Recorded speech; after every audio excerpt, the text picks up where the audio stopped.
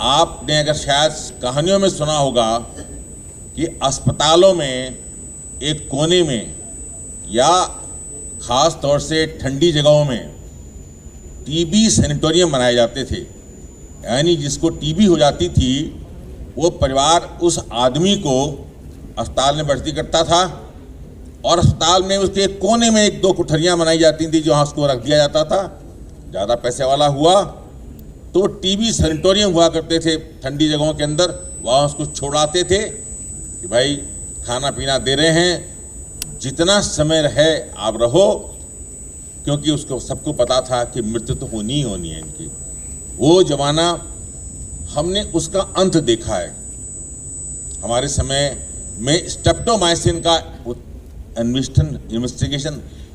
Investigation हो चुका था और स्ट्रेप्टोमाइसिन आ गई थी, तो वो ज़माना धीरे धीरे कम होता जा रहा था। लेकिन हमने देखा था, आज भी आप देखेंगे जो पुराने अस्पताल हैं, बहुत पुराने बने हुए हैं, उनमें टीबी सैनिटोरियम के नाम से अच्छे अच्छे नर्सिंग होम होते थे। लेकिन आज आप बच्चों, आप क्या सोच सकते हो कि टीबी से किसी की मौत होगी? नहीं हो सकती। क्यों? ये फार्मेसी की बदौलत आपने नई नई दवाइयाँ खोजी और इसलिए आज टीबी क्योरेबल है। स्ट्रेप्टोमाइसिन की वजह से शुरुआत वहाँ से हुई, वो सैनिटोरियम खाली हो गए।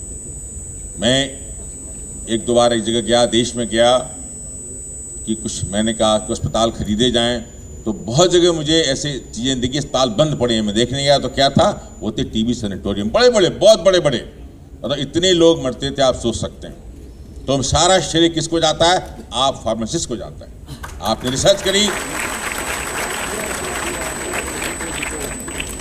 और मैं आपको और उदाहरण दूं, जब मैं पीडियाट्रिक्स MBBS करके MD करी, तो MD में मैंने सब्जेक्ट लिया पीडियाट्रिक्स।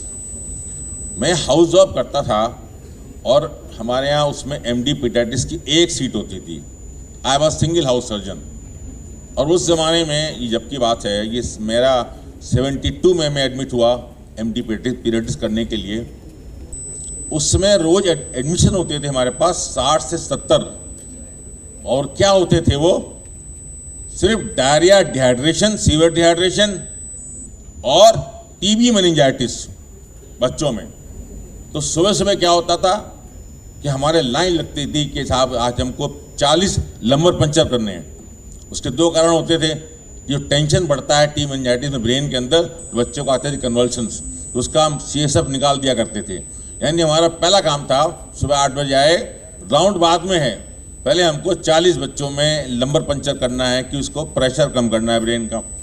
तो तब दवाई नहीं थी, वो बाद में मैनिटॉल, डाइमॉक्स, कई चीज़ आई, उससे वो कम होना शुरू हुआ। और डिहाइड्रेशन और डायरिया, बिल्कुल बच्चे कोलैप्स आते थे। देखिए, आप फार्मासिस्ट ने क्या किया, ओरल रिहाइड्रेशन बना दिया। उससे ओरल रिहाइड्रेशन से क्या, उस सोल्यूशन से आज बच्चों को पिलाना शुरू करते हैं, तो डायरिया से किसी की मौत नहीं होती है।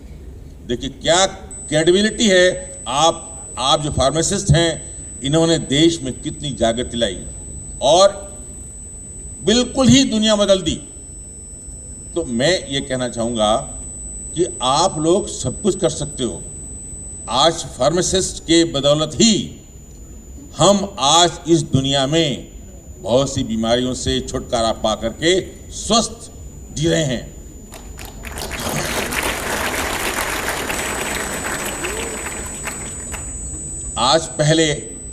आज से 20-25 साल पहले कैंसर को मानते थे, कैंसर हो गया तो मृत्यु हुई। लेकिन अब आप ही मानते हो, आपने सुना है, पढ़ा है, देखा है कि बहुत से कैंसर अर्ली डिटेक्शन हो जाए तो क्योरेबल हैं। वो भी दवाइयाँ आपने निकाली, इम्यूनोथेरेपी जो आजकल नहीं चल रही, आपने निकाली। इससे आज कैंसर काफ़ी हद तक ट्रीटेबल हो गया है। तो मैं आप सबको इसका भी योगदान देता हूं कि मेरे प्यारे बच्चों, आप कुछ ऐसा करो। तो ये मैंने उदाहरण दिए हैं कि फार्मेसी ने इस दुनिया को बदला और हमको स्वस्थ रहने के लिए एक सहारा दिया, एक स्वस्थ विश्व दिया हमको रहने के लिए। तो सारा श्रेय इस फार्मेसी को है। तो आप उसके एक एक मोती हो और एक एक मोती को वो चमत्कार करना है। जो चीज़ें आज और रह गई हैं, जिसको हम कहते हैं डेडेबल हैं, उसको भी आप क्यूरेबल बना दो। ये मेरी आपसे एक आशीर्वाद है और मेरी आपसे शुभकामनाएं हैं। मैं आपको प्रेरणा देता हूं।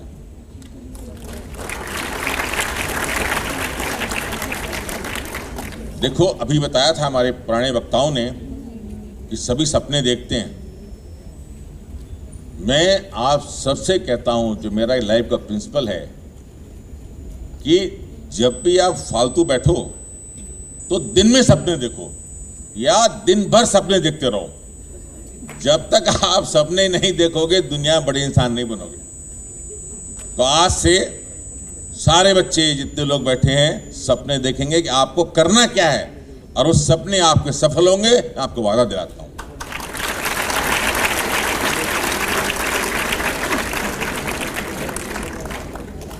रात के सपने तो सब भूल जाते हैं, लेकिन मेरे बच्चों, दिन के सपने कोई नहीं भूलता।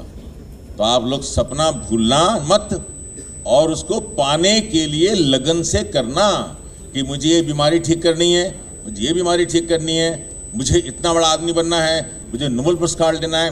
जब ही होता है जब आप एक लगन से सपने देखें और उसको क्रियाशील करें। तो ये सब आज सब प्रण करेंगे। हर बच्चा, हर आदमी जो बैठा है सपने देखेगा और बहुत बड़ा इंसान बनेगा, चाहे रिसर्च करेगा या विश्व में बड़ा इंसान बनेगा। वादा करते हो आप लोग? अब एक आपको मैं दूसरी बात बताऊंगा कि आपको एक तरफ तो इतना बड़ा आपका रोल है कि आपने विश्व को स्वस्थ बना दिया।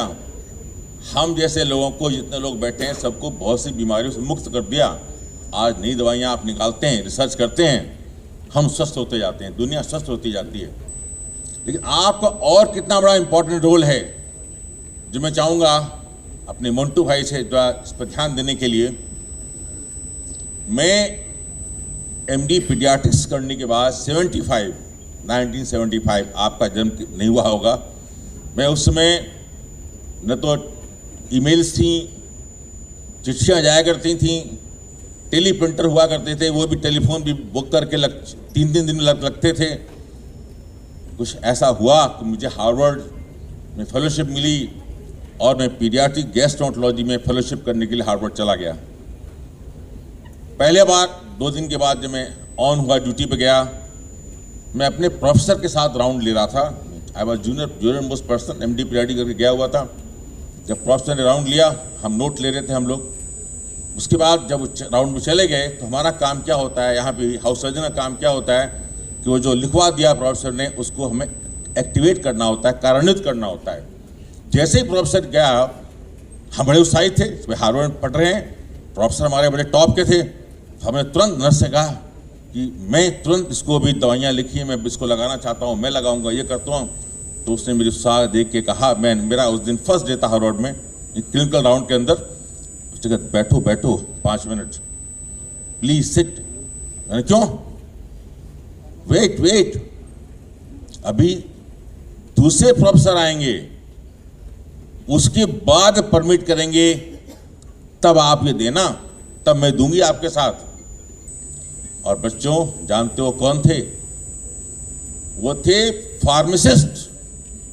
यानी विश्व में डॉक्टर की दवा लिखने के बाद डॉक्टर अपने पर्चे को कार्यान्वित नहीं कर सकता डेवलप्ड कंट्रीज में, जब तक कि आप जो बैठे हैं फार्मासिस्ट, जो दवा के ज्ञाता हैं, उस पर्चे को पढ़ते हैं, डायग्नोसिस को मैच करते हैं, और उसमें क्या क्या बीमारियां और हैं साथ में मैच करते हैं, और फिर ये कहते हैं कि ये दवा देनी है कि नहीं देनी, किस डोज में देनी है, वो लिख के जाते हैं। वो जब उस पर साइन कर जाते हैं, ग्रीन पेन चलती थी, ग्रीन पेन से तब हम परमिट होते थे, तब नर्स परमिट होती थी कि दवा दीजिए। तो मेरे बच्चों, मंटू पटेल साहब से बोलूँगा, मैं रिक्वेस्ट करूँगा, ये स्कीम यहाँ भी लागू की जाए कि देखिए, हम डॉक्टर हैं, हम बीमारी के बारे में जानते हैं, बीमारी कैसे होती है हम जानते हैं, दवाई के बारे में हम बहुत जानते हैं, हमने फार्माकोलॉजी पढ़ी है, लेकिन हमसे ज़्यादा आप जानते हो कि उसमें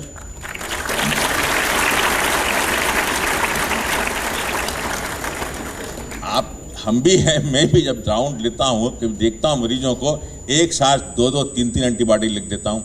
कुछ लिख देता हूँ, आम आदत है लिखने की डॉक्टरों की। ऐसी दवाएं लिख देते हैं, मान लीजिए हर एक को लिख दिया ओम्पेराजोल, कुछ भी बी कॉम्प्लेक्स, एक काम है, कॉमन बात है, जरूरत ही नहीं है। तो मेरे प्यारे बच्चों, यंगस्टर से मैं कह रहा हूं, मंटू साहब बैठे हुए हैं, ऐसा कोई प्रावधान होगा कि आप लोग आओगे और इस प्रथा पे ब्रेक लगाओगे कि yes you are a doctor, you have right to prescribe the medicine, but we are the checker, we will check your prescription, so there will be not misuse of medicine, number one, and number two, there will be no complication or no bad interaction of the medicine. ये चीज आप लोग करेंगे, इसके लिए मंटू भाई साहब से कहता हूं, और बड़े बड़े जो विद्वान बैठे हैं ये मैंने वहां सीखा, वहीं नहीं, हार्वर्ड के बाद जब मैं किंग्स कॉलेज ऑफ लंदन गया पीडियाट्रिक लिवर में फेलोशिप करने के लिए 3 साल रहा, सेम प्रथा है। आज भी डॉक्टर लिख जाता है, लेकिन फार्मासिस्ट हमसे ज़्यादा दवाई के बारे में जानता है, केमिकली हमसे ज़्यादा मॉलिक्यूल के बारे में जानता है, हम उतना नहीं जानते हैं, और वो इंटरेक्शन हमसे ज़्यादा जानता है। तो ऐसा होना चाहिए कि फार्मासिस्ट का एक बहुत इम्पॉर्टेंट रोल पेशेंट के ट्रीटमेंट में होना चाहिए डॉक्टर के बाद। इसके लिए मैं जो अधिकारी लोग बैठे हैं, ऐसा कुछ शुरुआत करें कंट्री के अंदर जिससे कि दवाओं का मिसयूज कम हो और आप लोग जो हैं आगे बढ़ें और हम मरीज को ज़्यादा बेहतर ठीक कर सकें और दवाओं का दुरुपयोग से रोक सकें। ये तो हुई आपके अधिकार की बात। इसलिए आप जो बैठे हो, आप हमारे चेकर हो, डॉक्टरों के चेकर हो। तो मैं चाहूँगा जितने यहाँ बच्चे बैठे हुए हैं, आज से ये मान के जाएं, दिमाग से लेके जाएं, नहीं, हम डॉक्टर्स के चेकर हैं।